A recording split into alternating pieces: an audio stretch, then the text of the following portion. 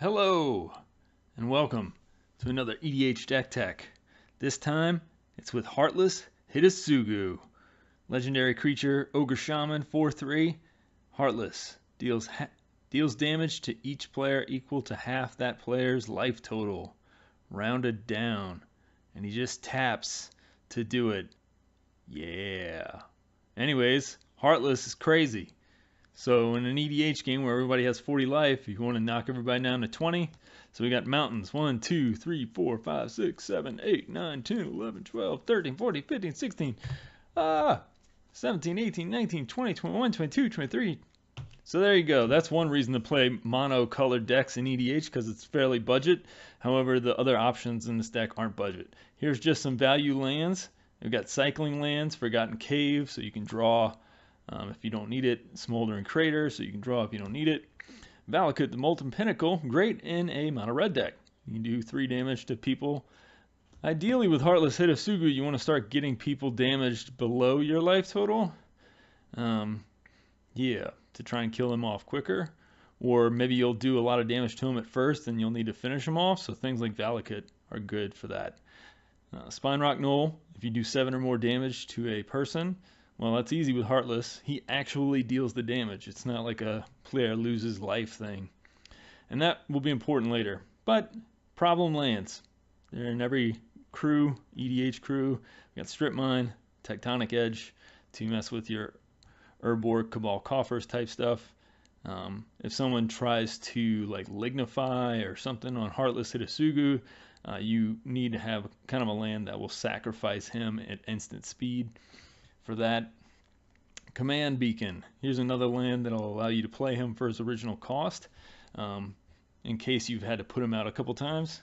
Nykthos in mono-colored decks seems like a good choice, although I don't use it a ton for this deck, so it could do without it. Ancient Tomb. Here you go. Here's where you're starting the ramp. So we've got Ancient Tomb. It makes 2. It does damage to you. That's okay. And we've got Mana Crypt. Got lucky enough to pull it out of an Eternal Masters draft, and been using it ever since. The only one I own. It's in this deck because it needs to be quick. So I got a lot of mana rocks: Soul Ring, Mana Vault, Thought Vessel, Mind Stone, Ruby Medallion, Fire Diamond, Basalt Monolith, even things like Cryptolith Fragment, which is kind of neat. It does a little bit of both. It'll do damage to all the other players, and if you get lucky enough to flip it, well, then it can become a little 1/4 attacker where every opponent loses 3 life every time it attacks, which is easy to flip with Heartless, because Heartless can do 20 damage in 1 turn, and this only needs 10 or less life done in a turn to flip it. Worn Power Stone, Pristine Talisman. This is one of the things that's going to help you stay alive with Heartless Hidetsugu. You're taking yourself down by half every time as well, so you want to be able to pump yourself back up. Hedron Archive, Card Draw, and Ramp. Thorian Dynamo, Collector's Edition, Generator Servant. So here we go. We're getting into hasty creatures, I think. No, this is like haste and giving you extra mana. So you make 2 mana with Generator Servant, tap sack it, boom, you put out Heartless Hidetsugu early. This deck's very linear, so this is going to be the section of creatures and spells that make mana. Notice how much mana ramp we have. Treasonous Ogre. Pay 3 life, add a mana to your pool. You can add a ton of mana with this card. It is a fantastic must-have type card for this deck, because if you're at 10 life, Heartless Hidetsugu will do 5 to you. Whereas if someone else is at 65, say Aloro or whoever is playing that life gain deck, they'll do 37 or so to them. So anyways, we've got Pyretic Ritual, more mana ramp, Seething Song, mana ramp.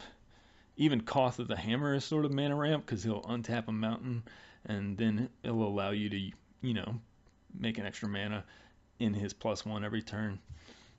Here's the cards that will protect you from dying. Glacial Chasm. If this is out, Heartless Hidetsugu won't do damage to you. Similarly, Fortune Thief. Put this guy out if you're going to go for the kill. and Heartless Hidetsugu will only reduce your life to 1. Here's another one that I'm trying. I haven't gotten to use it yet because it's bulky. It costs 6, but if you put it out when you have 30 life or so, then all of a sudden landfall can like bump you back up to 30 late in the game. So it's an artifact that people have to remove.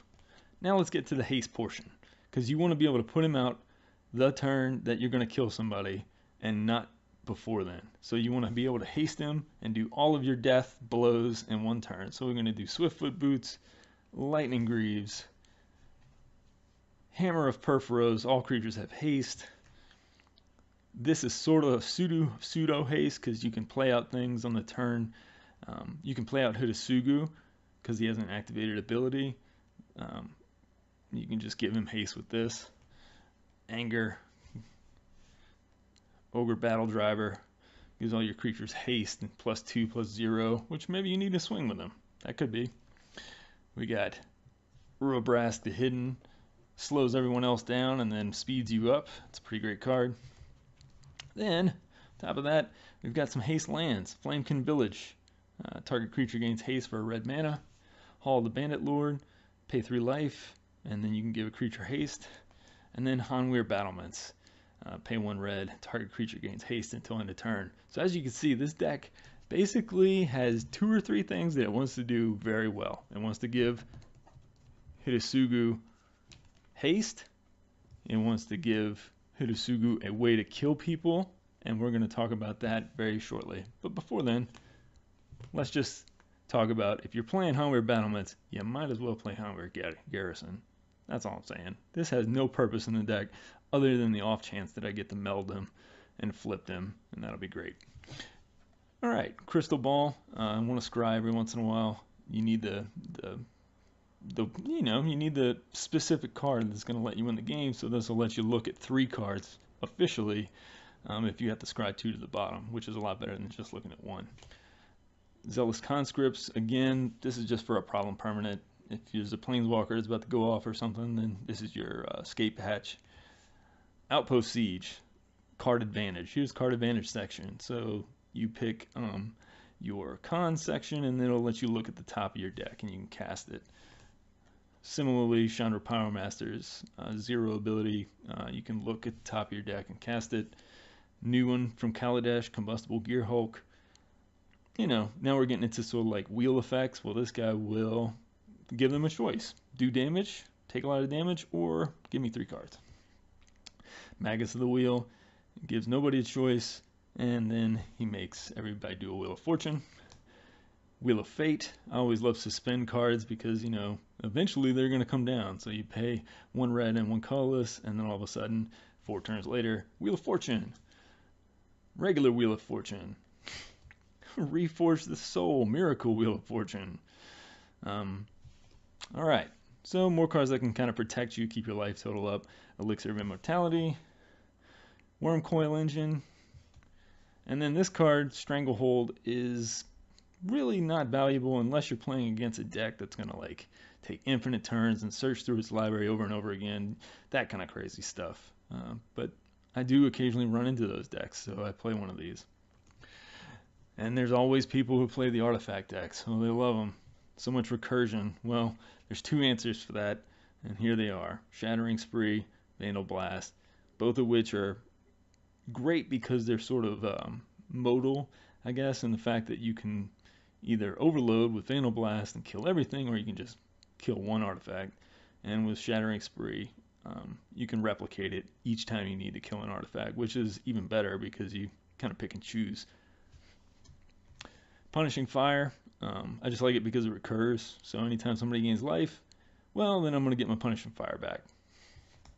Impact Resonance, direct damage, just deals damage equal to something damage that's been dealt to you that turn. It sucks because you have to get hit first, but on the other hand, if somebody hits you for a whole lot, well, then you can really make them pay for it with just 2 mana at instant speed.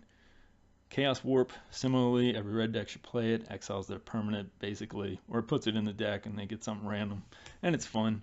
And then Goblin Dark Dwellers to get back all those instants you just saw if you need to cast them 1 more time. Alright, Duplicant removes problem permanents. Now we're going to have some,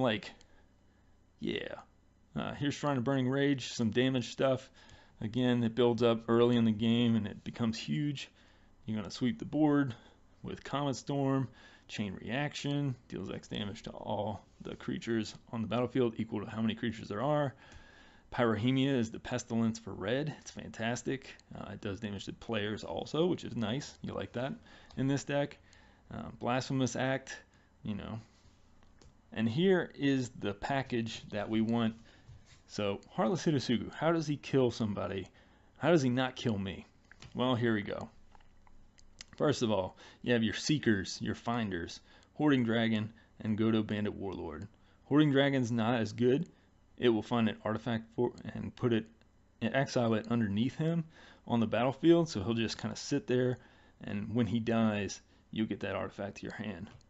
Godo Bandit Warlord, however, is a freaking master, because he comes in and he'll go search through the deck, find an artifact, and then attach it, find an equipment, and attach it the turn that he comes in. So if you have Hidetsugu out on the board just chilling, put out Godo, search up any one of these. 1, Basilisk Collar. Equipped creature has lifelink, and death touch. Hidetsugu gains life from the damage he does. So basically it nullifies, he still does damage to you yourself, but it nullifies it because it's like he gains it back. So if you're at 40 and everybody else is at 40, he'll do 20 to everyone else and you'll gain like 80 or 100, however many people there are. Similarly, locks it on Warhammer. You want to have lifelink on Hidetsugu, it's important. But here's a way to kill people that I really love, because since he's dealing the damage, Hidetsugu, if you're low on life in the game, if people are coming after you, say you're at like 19, 18 life. Well, here's a way to kill everyone in the game, no matter how high their life total is, with just one tap. Go fetch up Grafted Exoskeleton. Hidetsugu will do damage equal to their life total cut in half, and if they're at 20 or above, then they're just going to be dead. They're going to have 10 infect counters, and you're going to have less than that because you're low in life. You want to work it. It requires some maneuvering, but this card, even if you just want to win the game, or not win the game, but like draw the game, which I've done just for fun. Like, okay, I know I'm going to lose if this goes long, but you know what I'm going to do now? Everybody loses. Let's start over. I find a certain satisfaction in that. Batterskull, lifelink, it's annoying, it comes in. And here are some ways to also kill with Hidetsugu. Furnace of Wrath. This is going to literally one-shot everyone. So you have to have a way to protect yourself, like Glacial Chasm or something, so you don't take the damage. But this will double all damage assigned. So it's going to take the half that Hidetsugu does, multiplies it times 2. What's 2 halves? A whole. Kills everybody. Similarly, Bitter Feud. You want to one-shot one player? Me? You? We're doing double damage to each other. I'm using Hidetsugu. Bam. You're dead. Similarly, Dictator of the Twin Gods. Deals double that damage. So you got 3 damage doublers.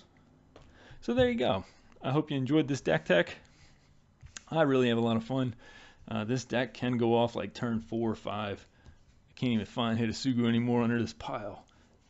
He's in there somewhere. There he is. Hidetsugu. He's a crazy commander. People don't expect him. I hope that you enjoy.